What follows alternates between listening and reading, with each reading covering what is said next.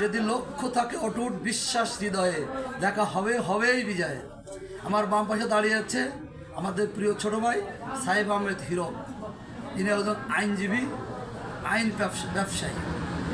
কিন্তু আমাদের সাথে একটা কথা ছিল যে সে ভালো বড় লয়ার, আমাকে ছুটি দেন, আমরা একসাথে আড্ডা মারি দোকানে বসে থাকি।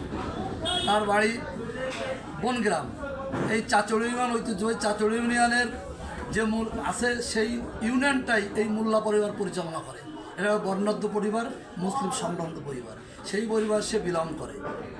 সে ওকালতি করছে, আইন পেশায় আছে। সেইখান থেকে নড়াইল থেকে এসে কালিয়ায় যে তার উপজেলা, সেখানে চাচড়ি একটা প্রসিদ্ধ বাজার। ইদানিং সে বাজারটা অনেক বড় হয়ে গেছে। সেই বাজারে সে একটা অফিস নিয়েছে। বললো ভাই অফিস নিয়েছি, আপনি আসেন দেখে যান। আমি দেখে এসে অবাক হয়ে গেলাম।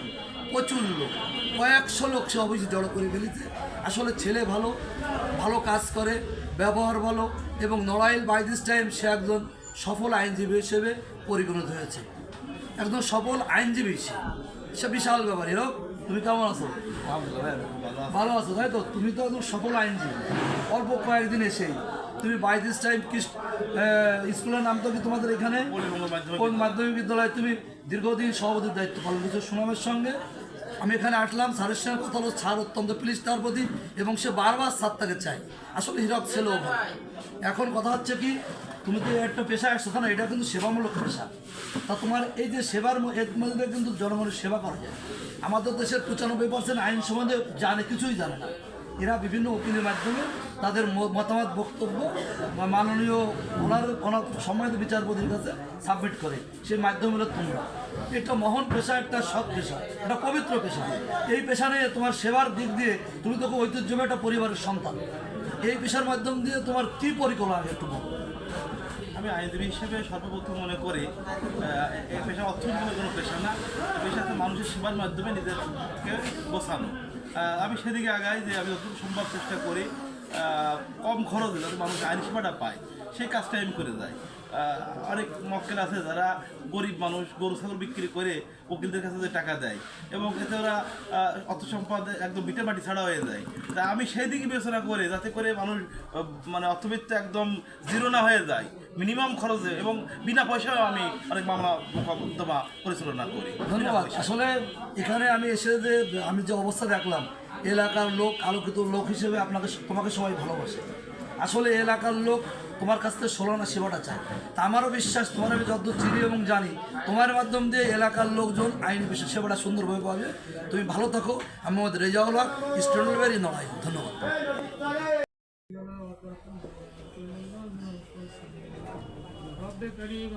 আমাদের পরে আপনার এক বান্দার ডাকে, অ্যাডভোকেট সাহেবের ডাকে আমরা সকলে সাহায্য আপনার সেই দরবারে যার যার দুহাত পেতেছি। মাবুদ মেহেরবানি করে আমাদের প্রত্যেকের দিলের নেক আশাগুলি পূর্ণ করে দিন। বিশেষ করে উভয় জগতে ভোগ করার তৌফিক দান করে দিন। প্রত্যেকের ন্যায্য অধিকার তার মধ্যে আদায়ের তৌফিক দান করে দিন। রব্বে করিম মেহেরবানি করে আপনার নির্দেশ মোতাবেক আপনার প্রয়োজন করে তোমরা প্রত্যেকে দায়িত্ববান। তোমরা প্রত্যেকে কি দায়িত্ববান? প্রত্যেকে যার যার দায়িত্ব সম্পর্কে আল্লাহ দরবারে জিজ্ঞাসিত হওয়া লাগবে। আমিরুল্লাহ যে আলান নাসির দায়িত্ব তার, জিম্মাদারি তার। অনুরূপভাবে আমরা যে একজন অ্যাডভোকেট আমাদের মাঝে পেয়েছি, আমি মনে করি এটা বেটি আল্লাহ রাসূল বলেন এই জিম্মাদারি সম্পর্ক তোমাকে আল্লাহর দরবারে জবাব দেওয়া লাগবে। আল্লাহ পাক আমাদের সকলকে আমার জিন্দেগানি চলার পথে আল্লাহর কাছে যে জবাব দেওয়া লাগবে এগুলিকে বেছে কোরআন এবং হাদিস আজীবন কাল তার যে বিদ্যা শিখেছে এই বিদ্যা অনুযায়ী কাজ করে আল্লাহ তাকে তৌফিক দান করুন।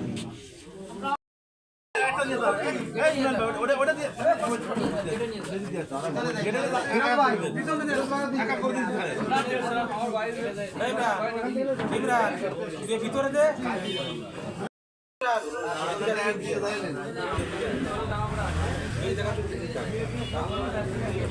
ভাই আজকে ভালো কথা তো